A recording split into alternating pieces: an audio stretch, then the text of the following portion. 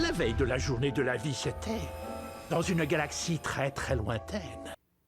Hey! Aujourd'hui on se retrouve pour la vidéo de la semaine. Comme j'avais déjà fait Netflix et Prime Video, cette fois-ci je me suis intéressée au contenu Disney+. Ce 17 novembre est sorti à partir de minuit le nouveau film Lego sur la plateforme Disney+, c'est-à-dire Lego Star Wars Joyeuse Fête. Le film a bien sûr un réalisateur, il s'agit de Ken Cunningham.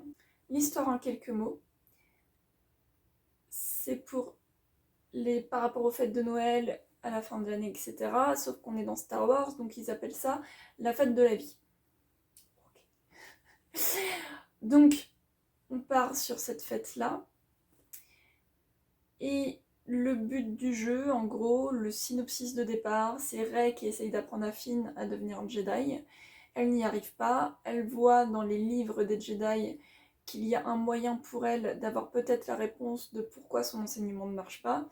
Elle part à sa recherche. Bien sûr que Disney, par certains de ses films, arrive à se faire une propre caricature de ses œuvres. Sauf que, je suis désolée, je suis vraiment pas sensible à l'humour Lego, je n'y arrive pas. Quand vous prenez par exemple Volt, on remarque qu'il y a une autodérision qui est assez amusante derrière. Celle-ci, j'ai réussi à me plonger dedans.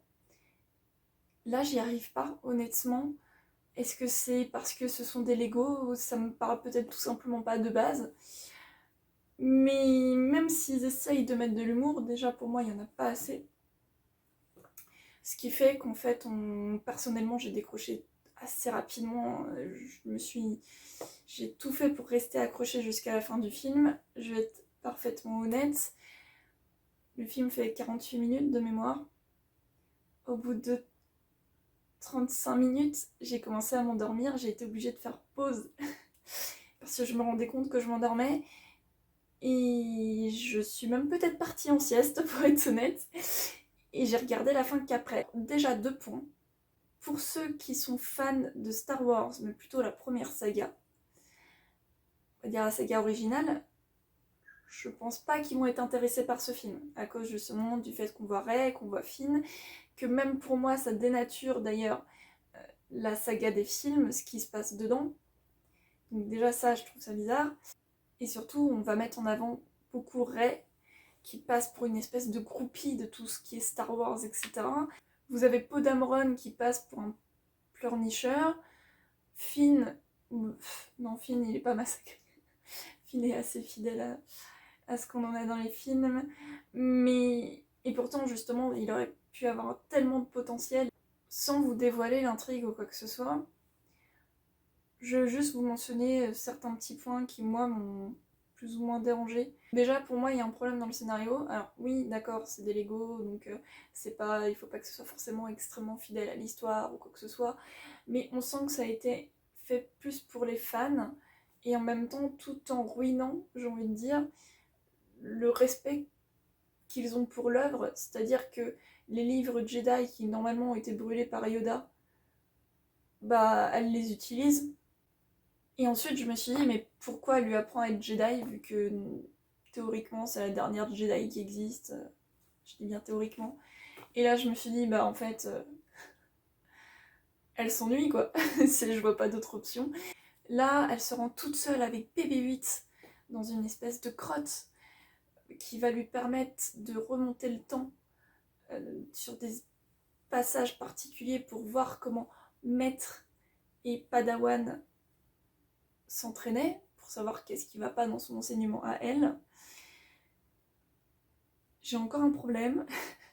Deux, par rapport à cette grotte, c'est que pour moi, ça ressemble beaucoup trop déjà à un film qui est sorti il n'y a pas si longtemps que ça, il y a quelques mois. C'est du Disney, c'est La Reine des Neiges 2. C'est-à-dire que pour ceux qui ont vu le film, en gros, Elsa va devoir aussi s'exiler toute seule jusqu'à une espèce de grotte gelée pour découvrir son passé et savoir justement comment régler les problèmes du présent, en gros.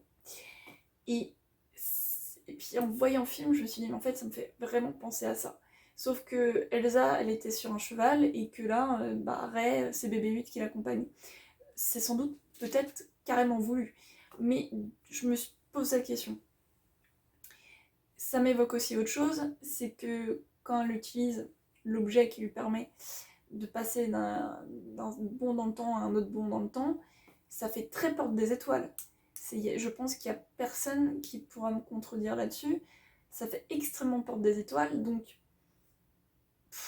j'ai du mal avec la logique Lego. Je suis sûre que c'est fait exprès, que c'est un clin d'œil et tout, mais je sais pas. Il y a quelque chose qui me dérange dans la façon de faire. C'est comme si j'avais l'impression d'être face à un réalisateur qui a 10 ans, et je pense que c'est le but du jeu, mais du coup j'y adhère pas du tout. Comme si un enfant jouait dans sa chambre et que les Lego qui manipulait en réécrivant l'histoire comme ça lui plaisait, avec peut-être d'autres univers qui lui plaisent aussi, devenaient réalité et ça devenait vraiment un film que tout le monde pouvait voir. Sauf que j'ai beaucoup de mal sur ce principe-là. J'ai peut-être tort, je suis peut-être méchante dans ma façon de dire les choses. Le seul crédit que je peux mettre au film, c'est par rapport au personnage de Kylo Ren. Vous avez l'un des films, alors honnêtement, ça fait un moment que je les ai pas vus, donc je vais pas me risquer à vous dire le titre du Star Wars en question. Mais vous en avez un où il est torse nu, donc c'est le deuxième film avec Kylo Ren et Rey, etc. Et c'était gratuit en fait, il n'y avait pas forcément d'utilité à ce que l'acteur soit torse nu. Ils vont reprendre ça justement en autodérision. Et là, cette fois-ci, je trouvais ça bien joué. La seule chose qui a pu me faire sourire, c'était finalement un trio que vous allez voir dans le film. Un trio de 3 sites. Bien sûr qu'en 2020, c'était sans doute plus pratique et plus abordable aussi de faire un film Lego. Parce que là, vous n'avez pas de problème de distanciation ou de test ou quoi que ce soit. Je pense que même les voix off, à la limite, ils sont pas obligés de se côtoyer à moins d'1 mètre, hein, évidemment. Donc je peux comprendre ce choix. C'est une façon de continuer quand même à faire des nouveaux films, un nouveau contenu. Mais j'ai du mal avec ça. Maintenant, je pense que quelqu'un qui aime Lego, qui aime tous les films Star Wars sans exception, et qui est capable d'avoir certains anachronismes dans la saga sans que ça le dérange, peut passer un bon moment. Je suis certaine que certains de mes amis vont vraiment apprécier ce film. Surtout que c'est un court métrage, donc c'est pas non plus quelque chose qui va vous prendre trop de temps à regarder. Mais malheureusement, ça ne m'a pas touchée. En tout cas, je vous souhaite un bon visionnage si c'est le genre de film qui vous plaît. Et à la semaine prochaine. Gunta Gunta, solos? Tu veux tirer le premier? Après toi!